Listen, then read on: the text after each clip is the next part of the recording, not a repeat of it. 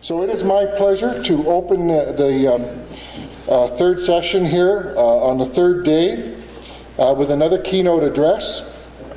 And we're pleased to have Andy Ridge here to give us a very good lecture. Andy is the Executive Director of Water Policy for the Alberta Department of Environment and Sustainable Resource Development.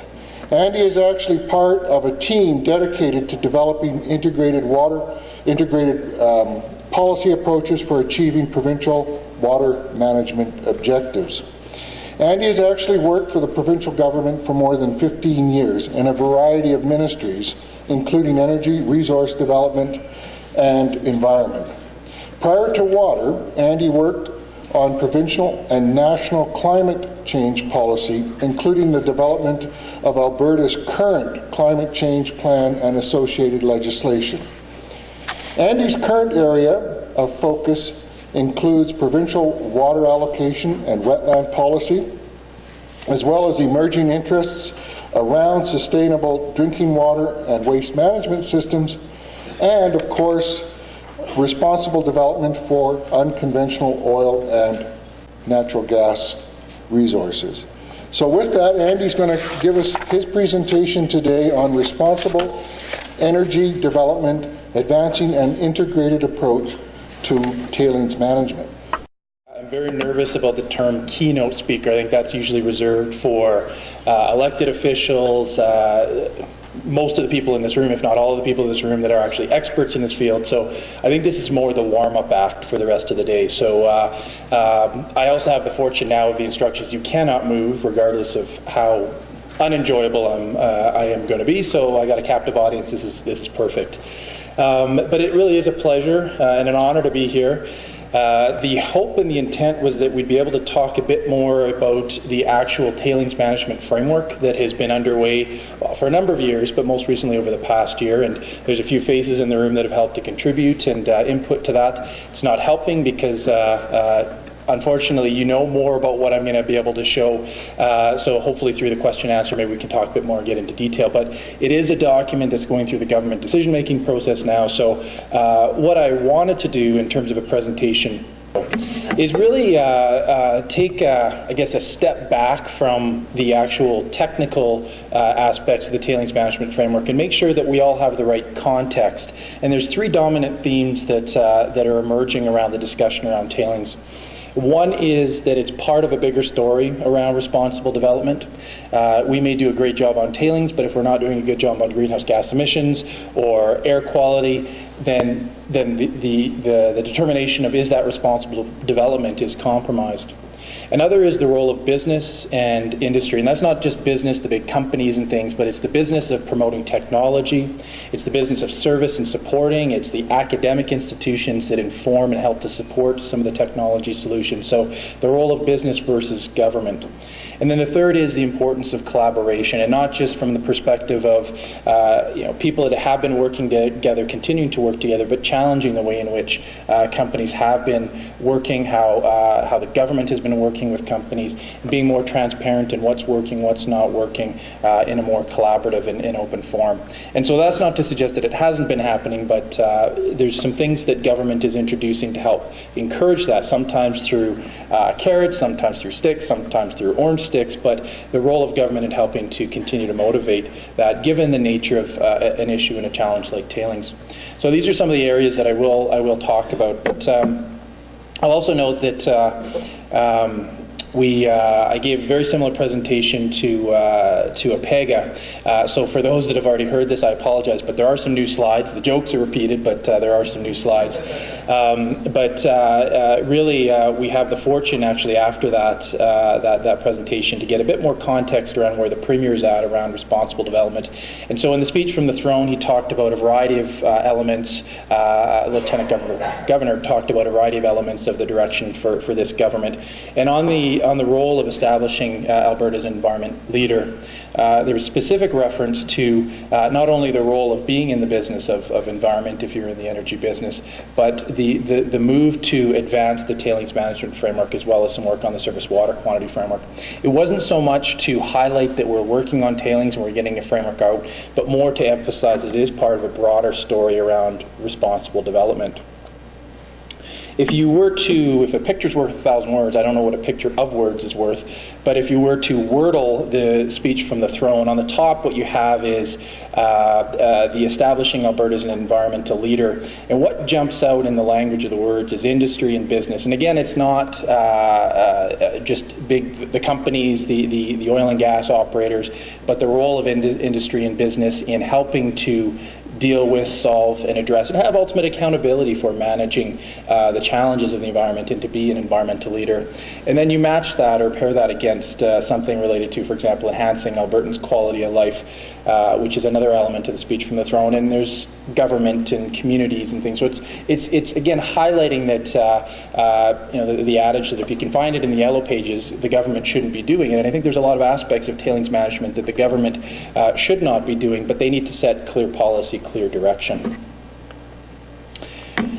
As I noted earlier, one of the learnings that we've had on the oil sands side is that we've had a carbon management framework for industry in Alberta since 2007, and can always do more and can always be aggressive, but more progressive. But it didn't speak to what are you doing on water quality or what are you doing on tailings. We have one of the strongest regulatory systems for water use on the Athabasca around the oil sands relative to the amount of water actually consumed and given the amount of recycling and reprocessing. But, well, what are you doing about air emissions or what about water quality? So what we know is that to be able to achieve that objective of being a responsible steward and environmental leaders, it's an all-of-the-above approach. And so we need to ensure that as we're thinking about tailings management, we are thinking as well about what are we doing in those other areas for a couple of reasons. One is to make sure that we have an integrated approach to the regulatory or policy framework, but also recognizing that there's costs associated with those. There's needs and realities in terms of market access, but there's also costs that we need to be cognizant of. The other thing that we now have is in front of us to guide some of the direction on how we've been moving some of the key policies forward, like tailings management framework, is the mandate letters. And this is just an excerpt of the ESRD mandate letter to Minister Fawcett. And it really specifies, again, the role of being environmental leaders and supporting a healthy environment, but it highlights the innovative approaches. So, again, that theme of innovation and recognizing that it's not the government's role to innovate, but to enable innovation through sometimes partner agencies like Alberta Innovates, but really relying on the broader community for innovation. Another piece of context that has been driving some of the discussions and the directions on how government wants to broadly address tailings is the recognition of the need to think about the economic, environmental, and social. The environmental is not as simple as, what is the waste that's being generated and how do we deal with it, but there's air and biodiversity and reclamation considerations, there's greenhouse gas emissions associated with not only the energy to treat, but also sometimes the emissions from the tailings ponds, there's water quality aspects, and safety and assurance. On the economic side, we have to think about not only the costs of the mitigation options that are available, but how that trades off with the competitiveness and the ability of companies to pay, recognizing that there's large-scale investment associated with these activities. There's also a balance of liability that legally is always held by the company, but practically it's something that Albertans and government needs to think about over the long run. And on the economic side, we see things of market access and the need around responsible development to be considering that aspect, which kind of bleeds into the social side around responsible development. However you define that, it's a bit of a nebulous term, but it is something that's guiding or one of those signposts of what is appropriate management for things like tailings, the public perception and the iconic aspects of tailings in and of itself. We have the importance of respecting legally traditional rights, but also how that fits into the social conversation. And I'd mentioned the role of innovation systems and recognizing that a large group of participants need to be involved in addressing this issue. If we think about the scale, on the ground, it's a large scale in terms of how many actual fluid tailings we have, nearly 1 billion cubic meters. We may be at 1 billion now. Excuse me, about 184 square kilometers. But in the Alberta context, it's a small square. It's an important square, but in relative context, it's not the largest footprint when you think about roads and seismic lines and shopping malls, etc., in terms of impact on landscape. But I think what's driving, and certainly what's in front of government in terms of why tailings are relevant, not only to ensure that it is an issue that's addressed, but we have this reality that while we have projects that are creating tailings ponds, and we're working on tailings ponds, these projects are growing around us. They're quite significant. And I really just added this in so that people that did see this presentation as well could be sort of captivated by something different. But really, it's showing that we may see progress in one part of our projects and activities. And at a very granular level, that's success. That's tremendous. Whether it's a reclamation of a tailings pond, whether it's application of a technology in that context.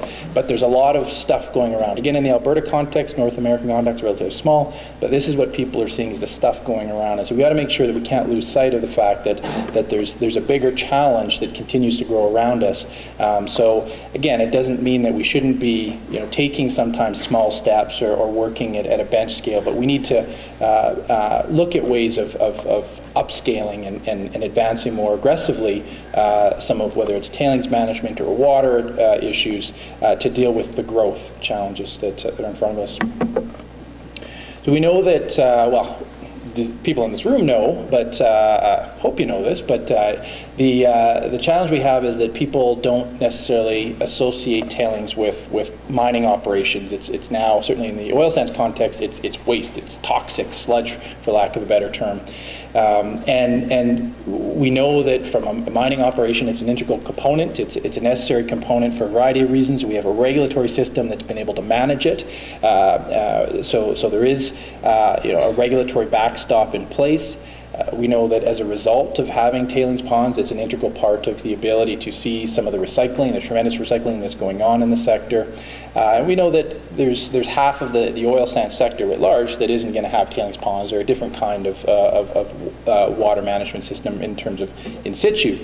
But they are there on the landscape. We know that how they performed, they may be performing how people in the early days had imagined. Maybe they're not. But when we look back, we're seeing that things aren't and haven't been progressing as anticipated, or more accurately, the growth and the pace of the sector has dwarfed the ability to maybe manage incrementally these tailings ponds. So the good news is we've had tremendous space on the landscape to allow this growth to happen, to allow us to get to dealing with the issue. Again, not in the context of, we're not doing anything about it, because again, there's a regulatory framework, there's mine plans, there's information and knowledge collected, but the pace and the aggressiveness of actually managing it, because of the context of growth, context of space on the landscape, has not maybe progressed as quickly as in hindsight we would have hoped.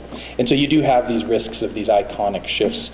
And as a result, the management of tailings is no longer about what does the government of Alberta want to see with respect to the management of oil sands, what do the local citizens within the area expect to see in terms of responsible development, and what do Albertans writ large want to see in terms of environmental management. What we see now is European governments, U.S. governments, groups that are supported financially through other parts of the world, interested, commenting on how we're developing oil sands. And it's all fair game in this open and transparent world, but it's new in terms of how does a government think about writing policy that now has to not only meet the needs of its local citizens, but a global audience. And sometimes that global audience doesn't have the same information, facts, or different perceptions. So it's not just a challenge for tailings, it's a challenge for, I think, overall oil sands management and this concept of responsible development.